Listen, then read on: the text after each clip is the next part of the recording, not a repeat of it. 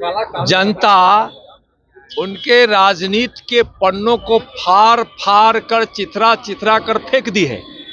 अब कोई आधार नहीं बचा है तेजस्वी जी को जिस पर खड़ा होकर बिहार की राजनीति कर सके। उनका सुपड़ा साफ होने वाला है। वक्फ बिल कानून यह देश के पार्लियामेंट द्वारा पास किया गया है। किसी की औकात नहीं है कि उसको लागू होने से रोक। खुद को ना जनता बनाती है ना मुख्यमंत्री। जनता जब नकार चुकी है तो मुख्यमंत्री कहां से बनेंगे। वह मुंगेरी लाल के हसीन से अपने बिहार में एक तो बड़ा अपने यहाँ प्रचलित कहावत है, वही उनके हसीन से अपने देख रहे कुछ होने वाला नहीं, उनका खटिया खड़ा हो गया। नेता प्रतिपक्ष तेजस्वी यादव खुद को सीएम चेहरा बता रहे हैं। वहीं वक्फ कानून को उनकी सरकार आएगी तो वो पार करके कूड़ेदान में फेंक देंगे। जब ये सवाल पूछा गया केंद्रीय गृह राज्य मंत्री नित्यानंद राय से तो वो चिथरा उड़ाने की बात करने लगे, औकात की बात करने लगे। क्या कुछ कहते हुए नजर आ रहे हैं केंद्रीय गृह राज्य मंत्री नित्यानंद राय? सबसे पहले आप वो सुने। जब से प्रधानमंत्री माननीय नरेंद्र मोदी जी बने हैं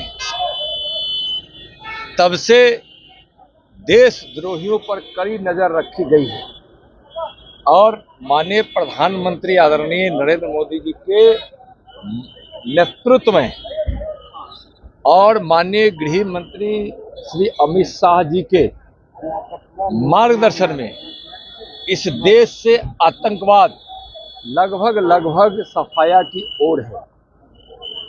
और जो भी देशद्रोही हैं, जो इस भारत में अस्थिरता पैदा करना चाहा है, इन 14 वर्षों में उन पर कड़ी कार्रवाई हुई है और कोई देशद्रोही अब बचने वाला नहीं। ममता बनर्जी ने कहा है कि वक्फ लागू नहीं होने देंगे, बंगाल में लागू नहीं होने देंगे।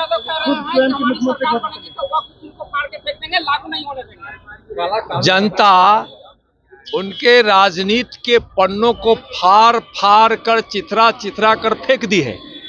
अब कोई आधार नहीं बचा है तेजस्वी जी को जिस पर खड़ा होकर बिहार की राजनीति कर सके। उनका सुपड़ा साफ होने वाला है। वक्फ बिल कानून यह देश के पार्लियामेंट द्वारा पास किया गया है। किसी की औकात नहीं है कि उसको लागू होने से रोक सके। बंगाल में हिंसा भी हुई है, बंगाल में सर जलाया गया है गाड़ियों को सर। हाँ बिल को लेकर के। हाँ, देखिए वैसे लोग जो वक्फ बिल में किए गए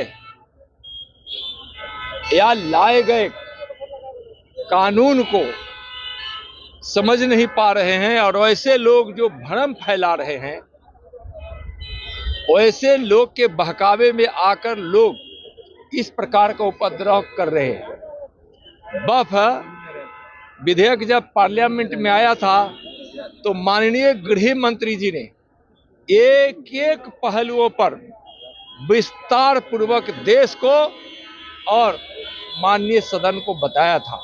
उसमें स्पष्ट रूप से यह है कि यह बिल किसी भी मुसलमान के खिलाफ नहीं है, गरीब मुसलमानों के हक के लिए है, उनके कल्याण के लिए है।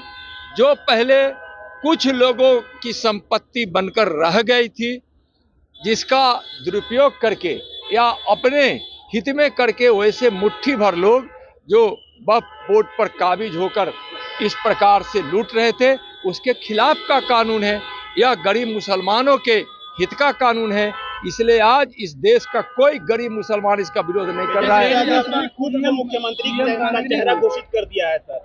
खुद को ना जनता बनाती है ना मुख्यमंत्री। जनता जब नकार चुकी है तो मुख्यमंत्री कहां से बनेंगे। वह मुंगेरी लाल के हसीन से अपने बिहार में एक तो बड़ा अपने यहाँ प्रचलित कहावत है, वही उनके हसीन से अपने देख रहे कुछ होने वाला नहीं, उनका खटिया खड़ा हो गया। पलायन रोको नौकरी दो यात्रा में आज कन्हैया कुमार पटना में जो है वो यात्रा करेंगे सर, क्या आप इतिहास उठाकर देखिए, 15 वर्षों के लालू राबड़ी जी की सरकार में पलायन हुआ था, गुंडा राज, जंगल राज स्थापित हुआ था, उद्योग धंधे भी यहां से चले गए और लोग अपने जान को बचाने के लिए यहां से पलायन कर गए। बेरोजगारी इतनी बढ़ गई थी कि रोजगार के लिए यहां से लोग पलायन कर गए। लेकिन अब जब से एनडीए की सरकार बनी है और जिस प्रकार से यहां विकास को गति मिली है और यहां अब रोजगार के अवसर प्राप्त हो रहे हैं, तो पलायन अब रुका है। लेकिन पहले से जो पलायन करने के दोषी लोग हैं, जो तेजस्वी जी आज कह रहे हैं, उनके माताजी और पिताजी के द्वारा 15 वर्षों में जो करतूतें इस बिहार की जमीन पर उतारी गई थी, उसका परिणाम पलायन था। पलायन रुका है। तो आपने सुना वक्फ बिल को लेकर के कह रहे हैं किसकी औकात है जो वक्फ कानून को रोक ले। वही चिथरा उड़ाने की बात तेजस्वी यादव की कर रहे हैं, कह रहे हैं जनता ने उन्हें राजनीतिक रूप से उनके पन्ने को चिथरा उड़ा दिया है। वहीं इन दिनों जो है लगातार वक्फ कानून को लेकर के सियासत हो रही है और तमाम जो है नेता विपक्ष के जो है वो हमलावर नज़र आ रहे हैं और कह रहे हैं यह कानून लागू नहीं होने देंगे। इसको लेकर के देखिए अब नित्यानंद राय ने औकात की बात कर दी है। कमलेश कुमार, लाइव बिहार, पटना।